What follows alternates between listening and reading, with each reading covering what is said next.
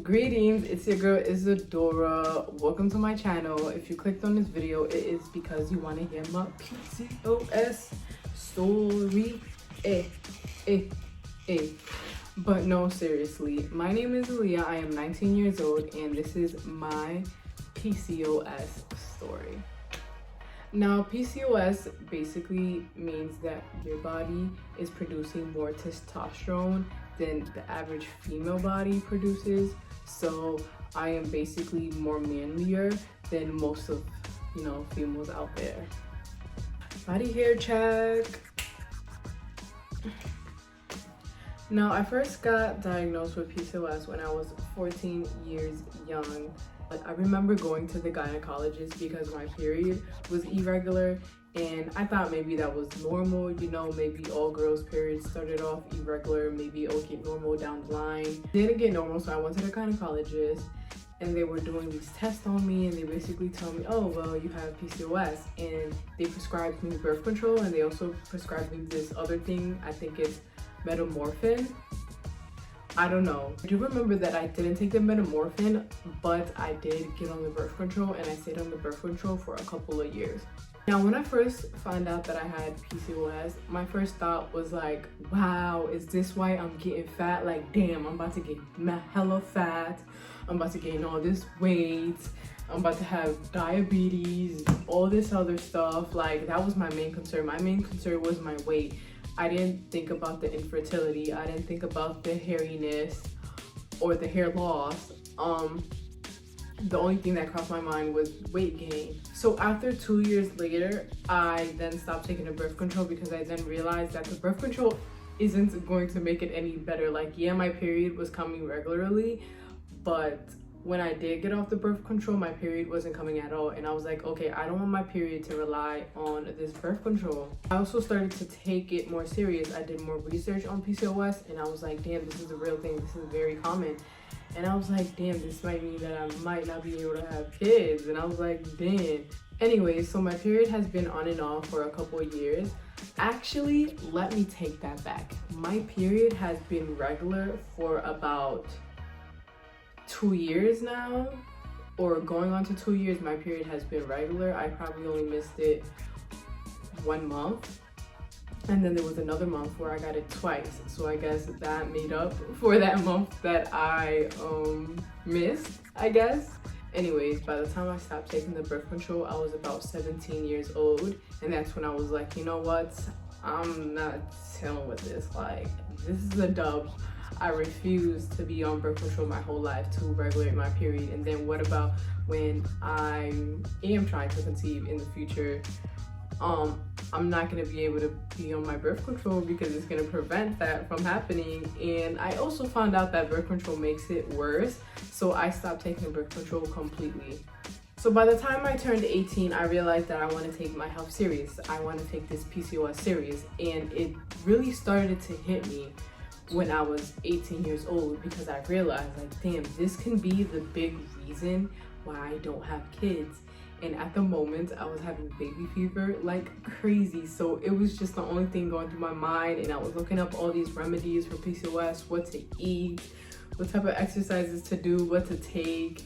And I came to the conclusion to a couple things that actually helped me manage my PCOS over the past 2 years, and it's actually been improving. Like, I only missed my period like once. About to be on to 2 years and I only missed my period like once, and that's actually wonderful because I used to miss my period like 6 months out of the year. Yeah, it was bad. I used to almost never get my period, but that meant more sneaky links for me. I did have partners that did question it, like, yo, I never see you on your period. Like, I never hear you say you're on your period. And I'm like, oh yeah, my period's irregular, it's not normal, blah, blah, blah. And I explained to them my situation. They're like, oh, okay.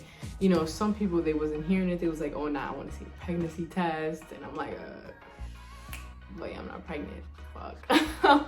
Now, over the years, I have changed my perspective on medicine. So I was looking for more natural remedies to deal with this situation. I didn't want to be on no pills for the rest of my life. I also started looking up eating habits, eating lifestyles that I wanted to adapt to, which kind of went hand in hand because I started to exercise, and exercising is great for anyone in general. And I realized that this PCOS thing isn't that bad. Now, there were some things that did help me to regulate my period, and I still do take to regulate my period. So the first thing I am going to recommend is red raspberry leaf tea. It doesn't have to be this brand. A lot of females take this when they're pregnant and about to go into labor. Also, they take this after labor to help with the pelvic area and the womb. Feel me? There's a whole bunch of benefits to this tea.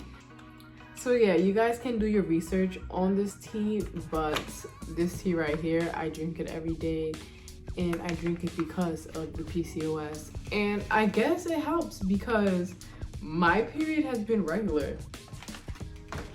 The second thing that I'm going to recommend is Ovasitol. You guys probably heard of it by now, and if you haven't, first go talk to your doctor and everything about it. I personally didn't go to a doctor. I went to that gynecologist like 3 times. After that, I never been to the gynecologist again.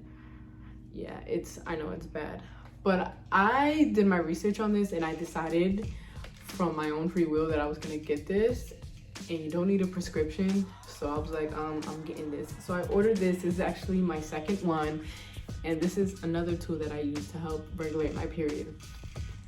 Now, yeah, I used to take this every day, and you're supposed to take this every day in the morning and at night, but my inconsistent ass stopped being so consistent with it. But I remember the month that I wasn't so consistent on taking this, and I missed it that month, and I was like, okay, I gotta get back on this. But I'm still not really that consistent with this, but my period has been, so applause to that.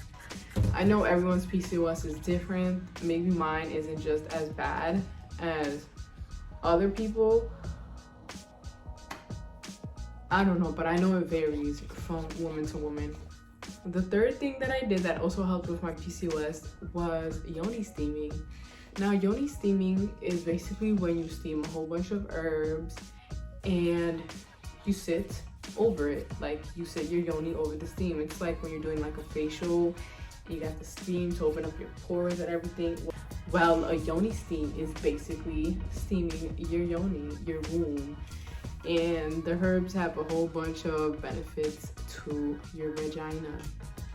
One of the herbs is raspberry leaf tea, but there's other herbs out there like peppermint, nettle leaf, mugwort. Don't quote me on that, but there's a couple herbs out there that can help with your fertility. Now, I don't have a yoni steam on me, unfortunately. I ran out and haven't got some in a while, actually, but that's something that I also started to do that helped me with my PCOS. Yoni steam also helps with other issues that have to do with your womb area, so I definitely recommend you guys to do your research on yoni steams and make sure you're getting from a good source, or make your own yoni steam. This is my PCOS story. I was kind of hesitant on posting this for a long time. This video idea has been in my head, but this is a sensitive topic to me, like it really is. And I'm now feeling comfortable talking about it and sharing my story and telling you guys what helped me, because these things really helped me a lot with my PCOS, and I feel more confident in my womb area right now. Even though I still have some work to do, you know, eating habits and whatnot, but I do exercise regularly and I should be taking this more often. And yeah, I'm on and off with the tea because then I get into like a coffee rush and then I get into it. Okay, that's not the point of this video. If you guys like this video, please hit a thumbs up and subscribe. If you guys want me to do a part 2 of PCOS or a day in my life having PCOS or whatever the case may be, please let me know. If you guys have any questions about PCOS, hey guys, peace.